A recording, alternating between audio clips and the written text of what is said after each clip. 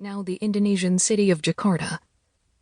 They were under the command of Abel Janssen Tasman, a captain in the service of the Dutch East India Company, and were commissioned to explore what lay south of Java, between the Indian Ocean and the coast of the New World. Sailing west and south with the winds to Mauritius, Tasman's ships described a great arc through the Indian and Southern Oceans. When they turned east in the high southern latitudes, they passed into a region that was largely unknown.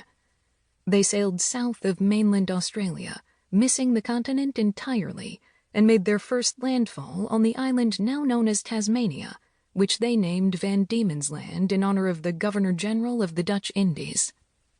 Here they landed long enough to see smoke and signs of fires.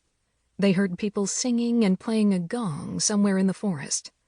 They found notches cut into a tree at 5-foot intervals and, believing these to be steps, concluded that the people must be giants.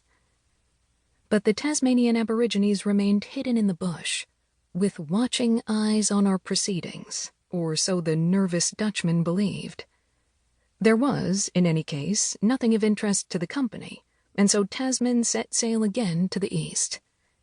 8 days later they sighted a large land, uplifted high, the first recorded European glimpse of New Zealand. The evening of December 18th finds them anchored in 15 fathoms. The wind dies with the setting sun, and there follows an hour of glassy calm, broken only by voices and the splash of oars. The Zeehan's boats have been sent to reconnoiter the bay, and when they return with the fading light, they are followed at some distance by 2 canoes. These come within a stone's throw of the Dutch ships and lie there, riding on the swell. Each of the canoes carries a dozen well-made men of average height, with skin of a color between brown and yellow, and thick black hair tied up in the fashion of the Japanese. Their chests are bare, but around their waists they wear some kind of mat or clothing. After a while, a man in the prow of the larger canoe stands and calls out in a guttural voice words that no one on board the ships can decipher. The master's mate calls back in Dutch, and then the man in the canoe lifts something to his lips and blows a blast on what sounds to the sailors like a Moorish trumpet. The second officer of the Zeehan, who has come out to the Indies as a trumpeter, is sent to fetch his horn and ordered to play a tune.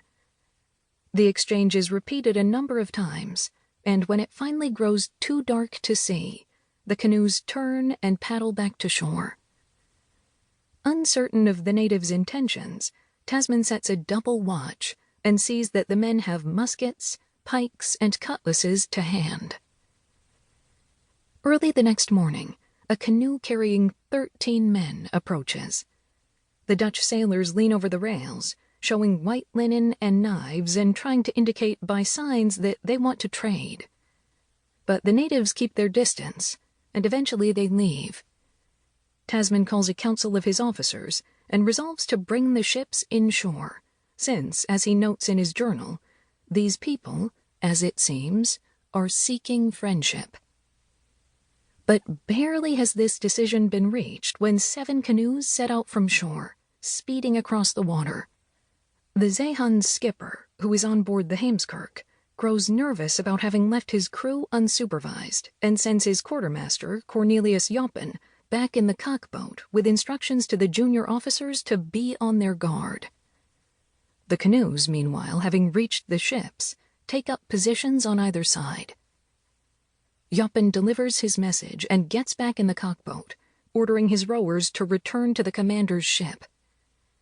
As if on cue, the nearest canoe begins paddling furiously in his direction. Joppen has his back to the canoe, and at first he does not see it coming. The sailors on board the ships begin to shout, but the natives in the other canoes are also shouting and waving their paddles in the air. The canoe, now flying over the water, rams the cockboat so violently that 2 of the sailors are tossed into the sea.